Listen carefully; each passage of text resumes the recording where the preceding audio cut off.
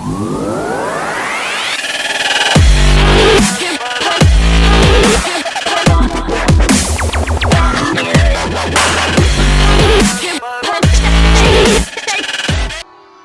हिंद। इस वीडियो में हम देखेंगे UP triple S C JE के 60 के आगे के क्वेश्चन, क्योंकि 60 तक हमने पिछले लेक्चर में कवर कर लिए हैं। अब देखेंगे 61 से 80 तक के 20 क्वेश्चन इस वीडियो में। तो चलिए शुरू करते हैं क्वेश्चन नंबर 61 से। तो 61 क्वेश्चन कह रहा है ए सॉइल है 30% एयरबॉर्ड। कोई सॉइल है उसमें एयरबॉर्ड जो है वो 30% है, यानी कि एन इक्वल टू दे रखा है 0.3।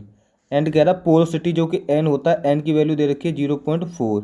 तो हमको कह रहा है कि air content A C equal to हमको ज्ञात करना है। एक फॉर्मूला होता है N A equal to N into A C हमको ज्ञात करना है। तो ए सी इक्वल टू हो जाएगा N A upon N A की वैल्यू दे रखी है 0.3 अपॉन जो एन की वैल्यू दे रखी है वो दे रखी है 0.4। सॉल्व करेंगे तो इसका मान जो आएगा वो 0.75 आंसर आ जाएगा। तो option number A correct answer हो जाएगा। इसका एयर कंटेंट आएगा वो 0.75 आ जाएगा। अगला प्रश्न देख लेते हैं। वो 62 क्वेश्चन नंबर कह रहा है due to rise in water table the effective stress in soil. अगर वाटर टेबल यानी जल का स्तर अगर बढ़ता है, इंक्रीज हो रहा है, तो इफेक्टिव स्ट्रेस पर क्या प्रभाव पड़ेगा? तो वो डिक्रीज होगा। क्यों होगा? क्योंकि जो फॉर्मूला होता है इफेक्टिव स्ट्रेस का वो होता है sigma dash equal to total stress minus के stress due to pore water mu. तो अगर ये म्यू इंक्रीज होगा तो इफेक्टिव स्ट्रेस क्या होगा? डिक्रीज होता है। नेक्स्ट क्वेश्चन देखते हैं। 63 क्वेश्चन कह रहा है if void ratio 0.67, water content 0.188 and specific gravity 2.68, the degree of saturation S equal to हमको ज्ञात करना है। इसमें दिया क्या है? वर्ड रेशियो ई की मान दे रखा है, E equal to void ratio E दे रखा है, एंड दे रखा है वाटर कंटेंट जो डब्ल्यू की वैल्यू है वो दे रखी है, स्पेसिफिक ग्रेविटी जी का मान दे रखा है। तो हमको एस इक्वल टू ज्ञात करना है। तो एक फार्मूला होता है S E equal to W G. S की मान ज्ञात करना है, S equal to W G upon E. इस फार्मूले में वैल्यू रखेंगे डब्ल्यू का मान 0.188 इंटू जी का मान 2.68 अपॉन ई की वैल्यू जो दे रखी है 0.67। जब इसको सॉल्व करेंगे तो ये आ जाएगा 75%। 75 आएगा, इसमें मल्टीप्लाई 100 का कर देंगे तो 75% आंसर हो जाएगा। तो ऑप्शन नंबर जो सी है इसका करेक्ट आंसर हो जाएगा। अगला प्रश्न देख लेते हैं। क्वेश्चन नंबर 64 कह रहा है rotameter is use to measure. जो रोटामीटर है उसका उपयोग हम क्या मेजर करने के लिए करते हैं? तो रोटामीटर का उपयोग हम फ्लूइड का फ्लो ज्ञात करने के लिए किया जाता है। तो flow of fluid, rotameter is use to measure flow of fluid. 65 question है pressure energy of fluid can be increase by using. तो प्रेशर जो दाब ऊर्जा होती है फ्लूइड की वो किसके द्वारा बढ़ाई जा सकती है? तो लम्प्स क्रिएट करके प्रेशर एनर्जी को इंक्रीज किया जा सकता है। अगला प्रश्न देखते हैं। लम्प्स का अर्थ होता है वो होता है कि पानी के अंदर बुलबुले इत्यादि पैदा करना, तो वो उत्पन्न करके हम दाब ऊर्जा को बढ़ा सकते हैं। अगला प्रश्न कह रहा है the ratio between inertia force and elastic force is called. जो इनर्शिया फोर्स और इलास्टिक फोर्स का रेशियो होता है वो हमारा क्या कहलाता है? वो हमारा कोजी नंबर कहलाता है। तो ऑप्शन नंबर पहला ही सही आंसर हो जाएगा। 67 क्वेश्चन कह रहा है as compare to roadway maintenance cost of railway. जो रेलवे की मेंटेनेंस कॉस्ट है रोडवे की अपेक्षा कैसी होती है? तो वो बहुत कम होती है। जो रेलवे की मेंटेनेंस कॉस्ट है वो लेस होती है एज कंपेयर टू रोडवे। लेकिन जो इनर्शियल कॉस्ट होती है रेलवे की वो बहुत ज़्यादा होती है as compare to roadway. 68 question number कह रहा है कि the highest point on a carriage way is known as. जो हाईएस्ट पॉइंट होता है कैरेज वे का वो क्या कहलाता है? हमारा वो क्रॉन कहलाता है। Highest point on the carriage way is known as Crohn.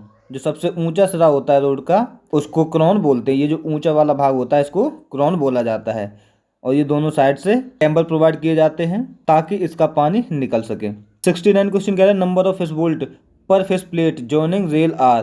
तो जो रेल पटरियों को जोड़ने के लिए फिश प्लेट और फिश बोल्ट यूज किए जाते हैं उनमें जो बोल्ट हैं उनकी संख्या कितनी होती है? जो फिश बोल्ट हैं उनकी संख्या 4 होती है। 4 फिश बोल्ट यूज किए जाते हैं जहाँ पर 2 रेल पटरियों को जोड़ा जाता है। जब 2 रेल पटरियाँ आपस में इस प्रकार से जोड़ी जाती हैं तो इनके बीच में जो फिश बोल्ट लगते हैं इनको फिश बोल्ट बोलते हैं। इनकी संख्या 4 होती है। अगला प्रश्न देख लेते हैं। 70 क्वेश्चन कह रहा है for a sewer line 50 centimetre diameter the spacing of manhole among straight run would be approximately. यानी कोई सीवर लाइन है सीधी जा रही है और इसकी डायमीटर है जो सीवर का वो कितना है 50 सेंटीमीटर है। तो इसके लिए कितनी दूरी पर हमको मैन होल प्रोवाइड करना पड़ेगा, तो वो अप्रोक्सीमेटली 100 मीटर तक हमको एक मैन होल देना ज़रूरी रहता है। अगर कोई इसका ग्रेडियंट चेंज नहीं हो रहा है तो 100 मीटर डिस्टेंस पर इसमें हमको एक मैन होल प्रोवाइड करना पड़ेगा।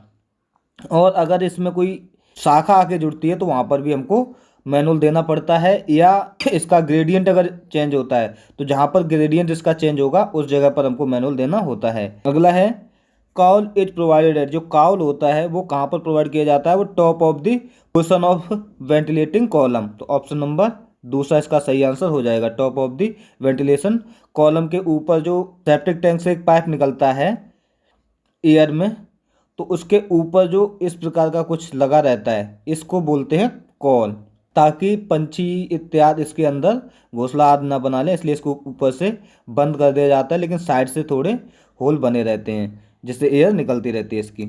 अगला प्रश्न कह रहा है to control vehicular pollution for exhaust of vehicle following is fitted. वाहन होते हैं, हमारी गाड़ियाँ होती हैं, उनके एयर निकलती है यानी गैस निकलती है, जो धुआं निकलता है, उसको निकलने वाले स्थान पर प्रदूषण को कम करने के लिए क्या चीज़ लगाई जाती है, तो वो कैटेलाइट कन्वर्टर लगाया जाता है। ऑप्शन नंबर इसका बी आंसर सही हो जाएगा। उत्प्रेरक परिवर्तक जो होते हैं वो लगाए जाते हैं वाहन के प्रदूषण को कम करने के लिए।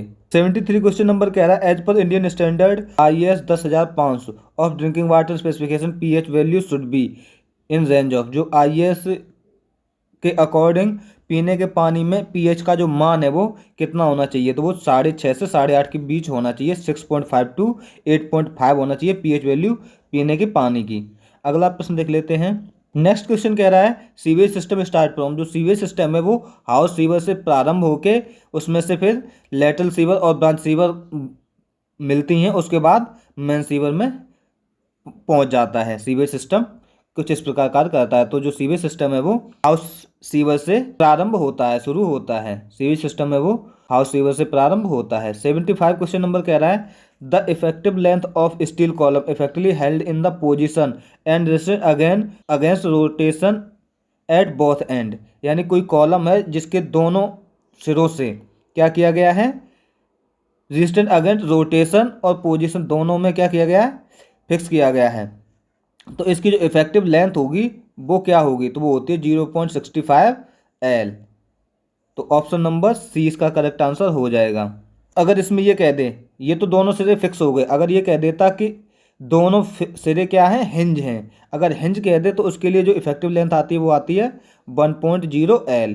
हिंज के लिए जो लेंथ आती है वो 1.0 L आती है। जब अगर एक सिरा फिक्स है और दूसरा क्या है, फ्री है, तो उसके लिए जो इफेक्टिव लेंथ आती है वो आती है 2L। अगला प्रश्न कह रहा था member of roof truss which supporting the Perlin is called, तो जो ट्रस होती है जिसको छत कैंची बोलते हैं, उसका जो वह मेंबर जो कि पर्लिन को सपोर्ट करता है उसको क्या कहते हैं, उसको प्रिंसिपल राफ्टर कहते हैं।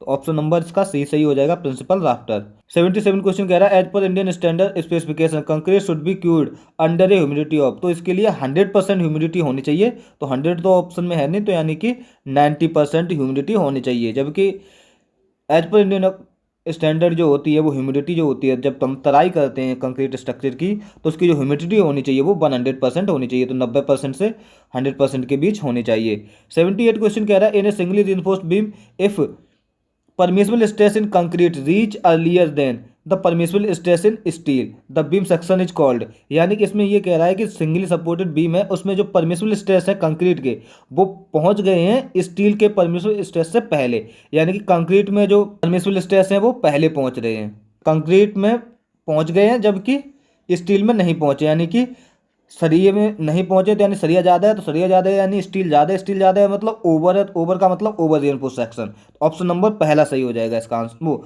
ऑप्शन नंबर दूसरा सही आंसर हो जाएगा, बी करेक्ट आंसर हो जाएगा ओवर रिइंफोर्स्ड, यानी कंक्रीट में जो परमिसिबल स्ट्रेस है वो पहुंच चुके हैं जबकि सिग्मा ST स्टील में नहीं पहुंचे हैं। अगर ये कह दे कि स्टील में तो पहुंच चुके हैं लेकिन कंक्रीट में नहीं पहुंचे हैं तो क्या होगा, अगर स्टील में पहुंच गए यानी स्टील कम है तो क्या होगा, अंडर रिइंफोर्स्ड सेक्शन। अगर स्टील में पहुंच गए हैं और कंक्रीट में नहीं पहुंचे हैं परमिसिबल स्ट्रेस तो ये हमारी होगी अंडर रिइंफोर्स्ड सेक्शन, यानी कि इसमें सरिया कम है तो अंडर रिइंफोर्स्ड सेक्शन।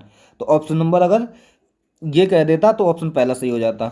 और जो बैलेंस सेक्शन होता है उसमें कंक्रीट और स्टील में जो परमिसिबल स्ट्रेस है वो एक साथ पहुंचते हैं, यानी कि बैलेंस सेक्शन होता है उसमें दोनों में एक साथ फेल होता है। अगर इकोनॉमिक सेक्शन की बात की जाए तो हम अंडर रिइंफोर्स सेक्शन और ओवर रिइंफोर्स सेक्शन में से चूज करते हैं। तो अंडर में क्या है कि सरिया हमारी कम लगती है और इसमें स्टील फेल होता है पहले, तो जिसके कारण कंक्रीट पर हमको इसके क्रैक इत्यादि दिख जाते हैं। तो जिस कारण से हमारा अंडर रिइंफोर्स सेक्शन हमारा बेस्ट रहता है। तो इस प्रकार जो अंडर रिइंफोर्स सेक्शन है वो इकोनॉमिक हो जाएगा। जब ओवर रिइंफोर्स सेक्शन क्या होता है कि कंक्रीट पहले फेल हो जाती है, अगर कंक्रीट फेल होगी तो वो नीचे गिर जाएगी, सरिये बचेंगे, तो जिससे कि हमारी सरिये की कॉस्ट भी ज़्यादा लगती है, इस कारण से ये अनइकोनॉमिकल रहता है। 79 क्वेश्चन कह रहा है for deflection of simply supported beam of 8 metre span to within permissible limit the ratio of its span to effective depth should not exceed. यानी इसमें हमको पूछ रहा है 8 मीटर स्पान के लिए सिंपली सपोर्टेड बीम का जो स्पान डेप्थ रेशियो होता है वो क्या होता है। तो जो सिंपली सपोर्टेड बीम है उसका स्पान डेप्थ रेशियो है वो 20 होता है, लेकिन जो कैंटिलीवर बीम है उसका स्पान डेप्थ रेशियो है जो वो हमारा 7 रहता है। अगर कंटिन्यूस बीम कह दे तो कंटिन्यूस बीम के लिए जो होता है वो हमारा 26 होता है। अगला प्रश्न देख लेते हैं। क्वेश्चन नंबर 80 कह रहा है श्रिंकेज इज कंक्रीट स्लैब। जो श्रिंकेज होता है कंक्रीट स्लैब में वो किसके कारण आता है। तो वो श्रिंकेज जो है वो कंक्रीट में तनन के कारण आते हैं, कॉजेज टेंशन क्रैक्स। तो ऑप्शन नंबर इसका बी करेक्ट आंसर हो जाएगा। श्रिंकेज इन concrete slab causes tension crack. यानी कि जब हम कंक्रीट स्ट्रक्चर बनाते हैं तो क्या होता है कि क्योंकि कंक्रीट जो होता है वो कंप्रेशन में अच्छा होता है लेकिन टेंशन को वहन नहीं कर पाता, तो इसी कारण जब कंक्रीट सूखता है तो उस टाइम क्या होता है कंक्रीट की स्ट्रक्चर पर हल्के हल्के क्रैक्स डेवलप हो जाते हैं ऊपर संरचना पर। तो इनको हम कम करने के लिए ही इसकी क्यूरिंग करते हैं, तराई करते हैं। और मिनिमम तराई कितने दिन तक की जाती है, वो की जाती है 7 डेज तक, ताकि ये क्रैक डेवलप ना हो सकें। इसी के साथ ये हमारा आज का वीडियो यहीं ख़त्म होता है। अगर आपको वीडियो अच्छा लगा है तो कमेंट करके ज़रूर बताइएगा। वीडियो को लाइक करें और मैक्सिमम इस वीडियो को शेयर करें फेसबुक, इंस्टा या ट्विटर इत्यादि पर। थैंक यू, धन्यवाद।